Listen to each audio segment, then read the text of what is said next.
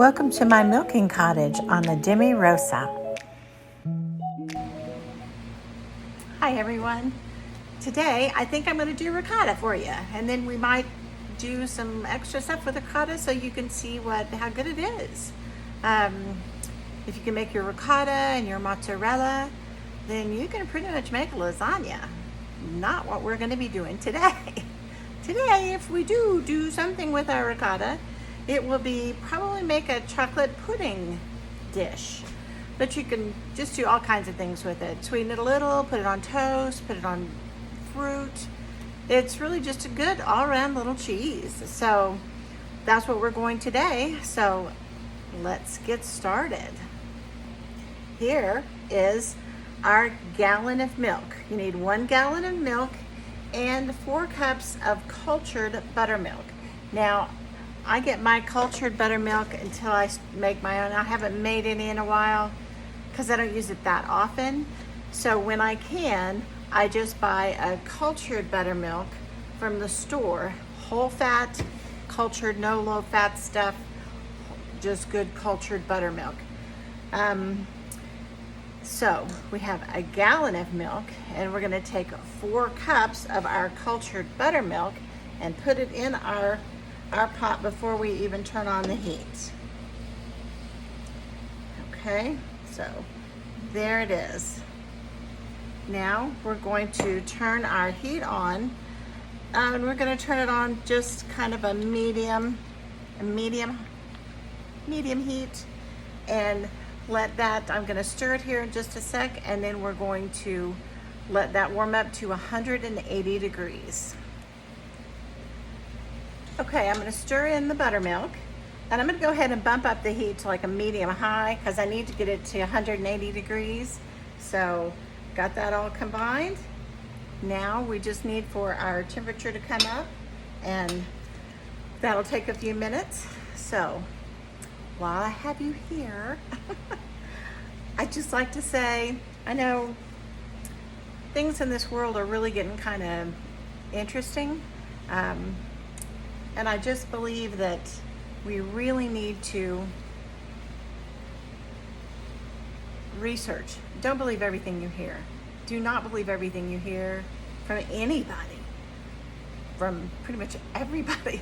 You need to just really do your own research and find out what the truth is.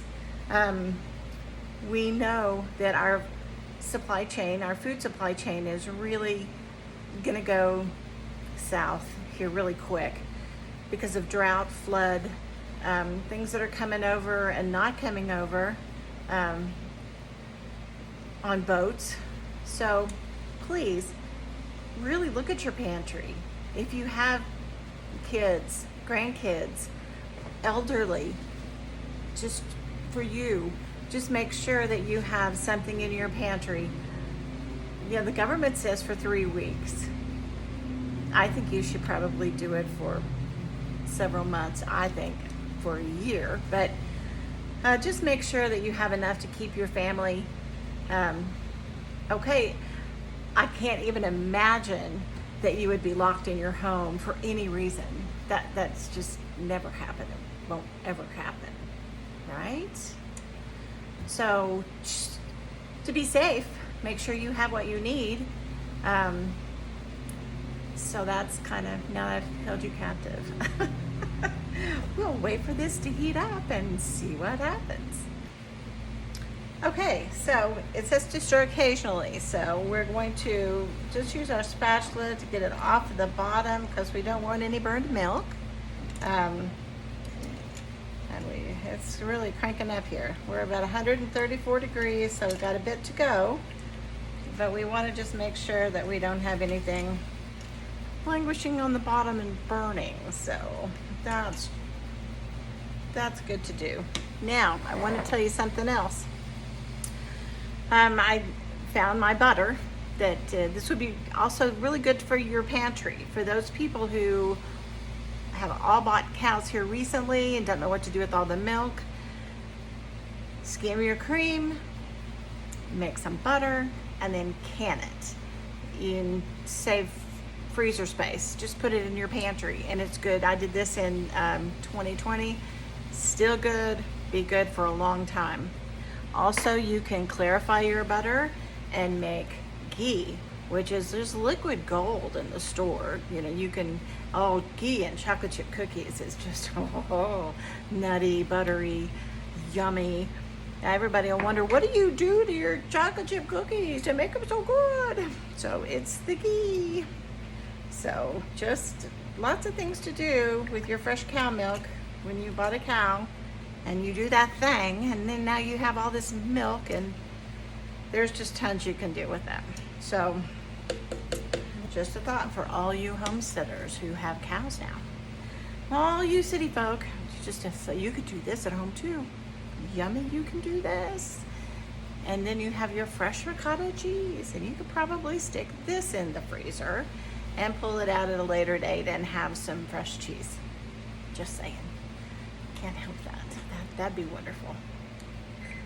Okay, as you can plainly hear, we've got a screaming Mimi going off. So our ricotta, we need to, it's already starting to form curds. We need to take it off the stove and put it on, I'm gonna put it on a pad because I don't want my counter to be broken again. So we are gonna put it here, and we're gonna set a timer for 30 minutes to let the curds form better. And I'll come back then and we will drain it, and then we'll salt it, and then we'll see what we can do with ricotta. So here we are. We're going to drain our ricotta, and as you can see, it's all on the top. So we're just gonna flop that into our strainer.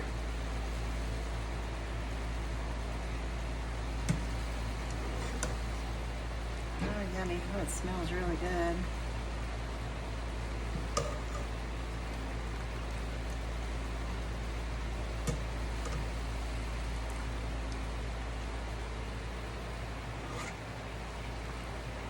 Okay, I think we've got it all out. Yeah, so all that's left is the whey. So this is what our ricotta looks like. Just a real nice soft cheese that we will be doing all kinds of things with. It really tastes good. Nice, creamy, yummy cheese. So now we have to let this sit and strain for about an hour. So we'll just see what happens. It's been a little over an hour, and I've got, so my ricotta is drained, and I don't want it really, really thick because I want to do the pudding. So I've, let's see if I can get this down where you can see. I've put it in my bowl, and I have a little bit of cocoa powder and a little bit of confectioner's sugar. And so we're going to, this is gonna be new for me too. So we're gonna blend this together and taste it and see what we think. So first we're going to blend our ricotta to get it creamy.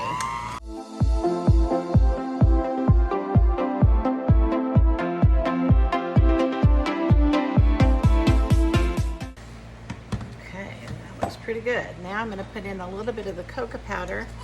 I understand that the cocoa beans are really in serious trouble this year, so you might get some extra cocoa while you're at the store.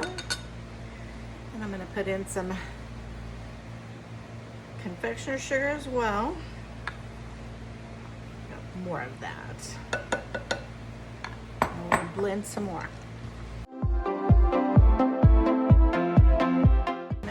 Taste it and see what we think, because it may need some more chocolate and some more sugar.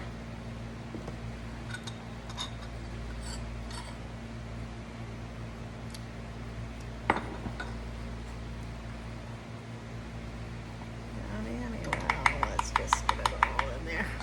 Let's see what we think.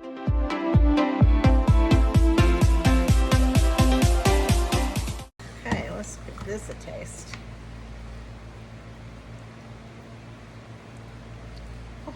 this.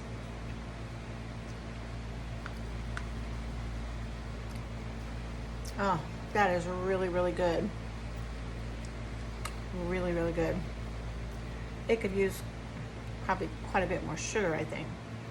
So let's do that. Okay, we brought out the big guns here.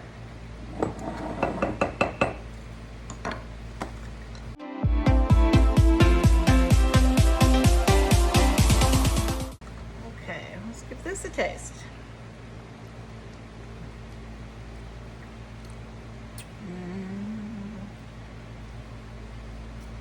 That's pretty good.